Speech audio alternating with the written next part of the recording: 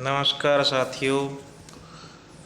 आज आपको हम एक कहानी सुनाएंगे जो धार्मिक कहानी है या फिर आप उसको बाल कहानी कह सकते हैं। मैरी नाम की एक जवान औरत नाजरेथ नामक एक शहर में रही और वह यूसुफ नामक एक आदमी से जुड़ी हुई थी। एक रात ईश्वर ने मैरी के पास ग्रेबियल नाम की एक परी को भेजा। परी ने मैरी से कहा, ईश्वर आपसे बहुत खुश है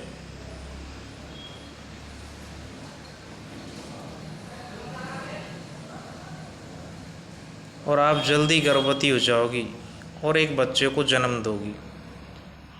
उसको यीशु नाम दें क्योंकि वह ईश्वर का पुत्र होगा।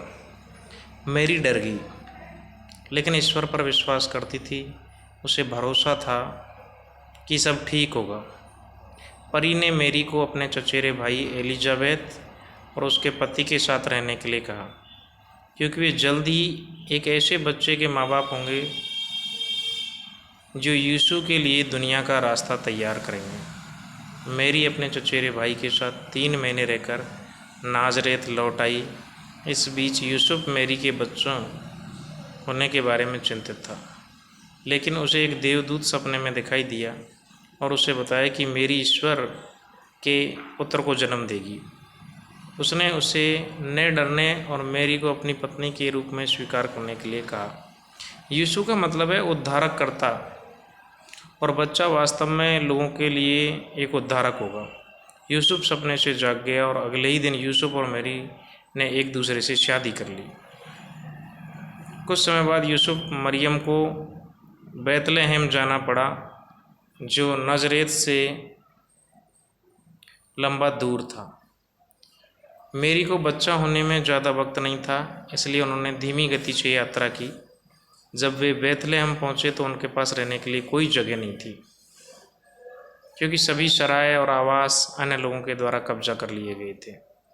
यूसुफ और मरियम ने गायों, बकरियों और घोड़ों के रहने के स्थान पर शरण ली और उसी रात यीशु का जन्म हुआ। जीसस को जन्म होने के बाद मंदिर में रखा गया था,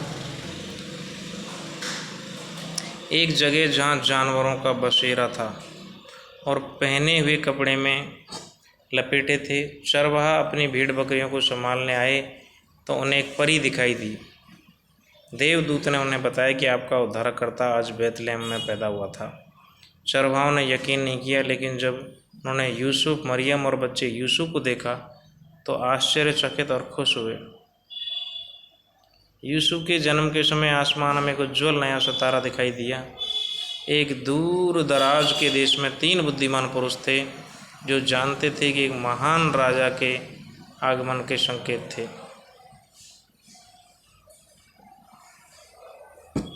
और उसे ढूंढने के लिए पहुंचे।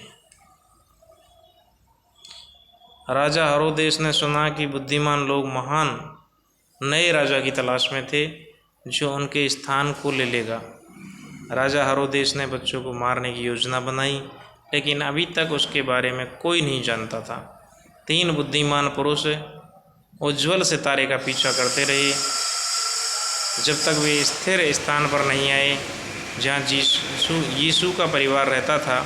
उन्होंने उन्हें उपहार दिए और ईश्वर के पुत्र के रूप में पूजा की। वे जानते थे कि राजा बुरा था, इसलिए उन्होंने उसे उस स्थान के बारे में नहीं बताया जहाँ बच्चा यीशु था। यूसुफ को सपने में एक परी ने चेतावनी दी कि राजा हेरोदेस यीशु को मारने के लिए उसकी खोज करेगा, इसलिए अगर वे मिस्र चले जाएं तो महफूज रहेंगे। ये वे जगह थी जहाँ वे दुष्ट राजा की मृत्यु तक रहे थे। जब हेरोदेस यीशु को खोजने में नाकाम रहा तो उसने बैतलहम के सभी छोटे बच्चों को मारने का आदेश दिया। हेरोदेस की मृत्यु के बाद यीशु और मरियम ने मिस्र छोड़ दिया और इज़राइल की यात्रा की। उन्होंने अपना बाकी जीवन नाजरेत में बिताया। एक छोटी सी कहानी हमने आपको बताई है जो बच्चों की कहानी है। धन्यवाद।